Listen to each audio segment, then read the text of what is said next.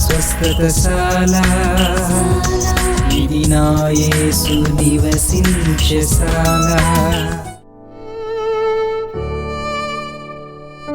ఈ ఉదయం దేవుని వాగ్దానం.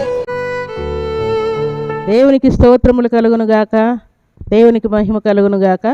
సర్వశక్తిమంతుడైనటువంటి దేవాతి దేవుడు ఈ శుభదినాన దేవుడు మనకిచ్చినటువంటి శ్రేష్టమైనటువంటి వాక్యం ఏంటంటే, ఈ శుభదినాన స్తుతిలో సిరులు అనేటువంటి కార్యక్రమానికి ప్రేమతో మిమ్మల్ని అందరిని ఆహ్వానిస్తూ ఉన్నాను. ప్రియులారా, ఈ శుభదినాన సర్వాధికారిని స్తుతించటం వలన, కీర్తించటం వలన, ఘనపరచటం వలన, హెచ్చించటం వలన మనకు దేవుడిచ్చేటువంటి సిరులేంటో కొన్ని విషయాలు మనం ఈ శుభదినాన జ్ఞాపకం చేసుకుందాం. ప్రియులారా, పరిశుద్ధ గ్రంథంలో నుండి కీర్తనల గ్రంథం 136వ అధ్యాయం 2-3 వచనాలు చదువుకుందాం. ప్రియులారా, దేవదేవునికి కృతజ్ఞతాస్తుతులు చెల్లించుడి, ఆయన కృప నిరంతరముండును.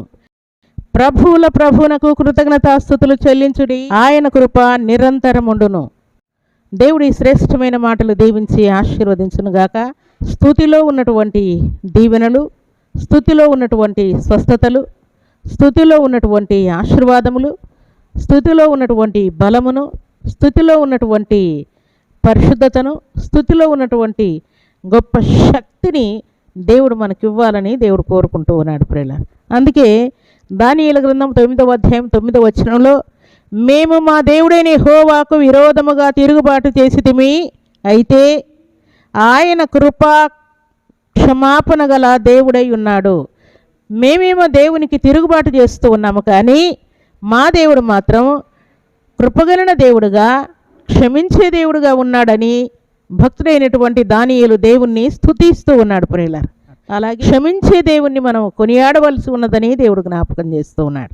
అలాగే సర్వశక్తిమంతుడు అయినటువంటి దేవాతి దేవుడు సెలవిచ్చినటువంటి మాట ప్రకారము నిర్గమాకాండ 14వ అధ్యాయం 27వ వచనంలో, అప్పుడు యెహోవా సముద్రం మధ్యను ఐగుప్తీయులను నాశనము చేసెను.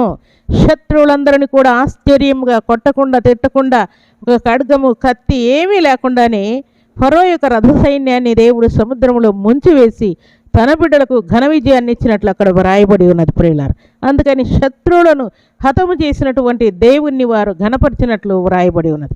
మన శత్రువులను దేవుడు హతము చేసినప్పుడు, దూరం చేసినప్పుడు, శత్రువులను మిత్రులుగా మార్చినప్పుడు, సమాధానం ఇచ్చినప్పుడు దేవుణ్ణి మనం ఘనపరచవలసి ఉన్నదని దేవుడు ఈ శుభదినాన జ్ఞాపకం చేస్తున్నాడు. అలాగే చివరిగా సర్వశక్తిమంతుడైనటువంటి దేవాతి దేవుణ్ణి ఏమని స్తుతిస్తూ ఉన్నారంటే, నిర్గమకాండం 15వ అధ్యాయం 11వ వచనంలో, యెహోవా వేల్పులలో నీ వంటి వాడెవడు, పరిశుద్ధతను బట్టి నీవు మహనీయుడవు, స్తుతి కీర్తనను బట్టి పూజ్యుడవు, అద్భుతములు చేయవాడవు అని దేవుణ్ణి వారు స్తుతిస్తూ ఉన్నారు. దేవునికి స్తోత్రములు కలుగునుగాక, దేవునికి మహిమ కలుగునుగాక. సర్వశక్తిమంతుడైనటువంటి దేవాతి దేవుణ్ణి స్తుతించిన ప్రతిసారి, అది రే అయినా పగలైనా, సన్నిధిలో ఉన్నా, ఒంటరిగా ఉన్నా, లేక సంఘముతో ఉన్నా, ఎక్కడున్నా సరే దేవుణ్ణి స్తుతిస్తూ ఉన్నప్పుడు దేవుడు అద్భుత కార్యములు చేసినందుకై, ఆశ్చర్య కార్యములు చేసినందుకై, దేవా నీవు ఆశ్చర్యకరుడవై అని దేవుణ్ణి మనం స్తుతించవలసి ఉన్నదని దేవుడు జ్ఞాపకం చేస్తున్నాడు. అలాగే ఆశ్చర్యకరుడైనటువంటి దేవదేవుణ్ణి మనం ఆరాధించవలసి ఉన్నదని దేవుడు జ్ఞాపకం చేస్తున్నాడు. ప్రభు సన్నిధిలో చేరినటువంటి ప్రభు బిడ్డలమైన మనమందరం కూడా ఈ శుభదినాన స్తుతిలో ఉన్నటువంటి సిరులన్నీ కూడా మనం పొందాలని శుభదినాన దేవుడు జ్ఞాపకం చేస్తున్నాడు. అలాగూ ఈ ఉదయకాల సమయంలో ఈలాగున దేవుణ్ణి స్తుతించి ఘనపరచి భక్తులు ఎలాగున కొనియాడారో, ఆరాధించారో, మనం కూడా అలాగూ స్తుతించి ఘనపరిచి ఆరాధించి దేవుని నుండి అధికమైన దీవెనల ఆశీర్వాదములు పొందుదుంగాక. అలాంటి కృపా భాగ్యం సర్వాధికారి సమృద్ధిగా మనందరికీ అనుగ్రహించి ఆశీర్వదించునుగాక. ఆమేన్. ప్రార్థన చేసుకుందాం.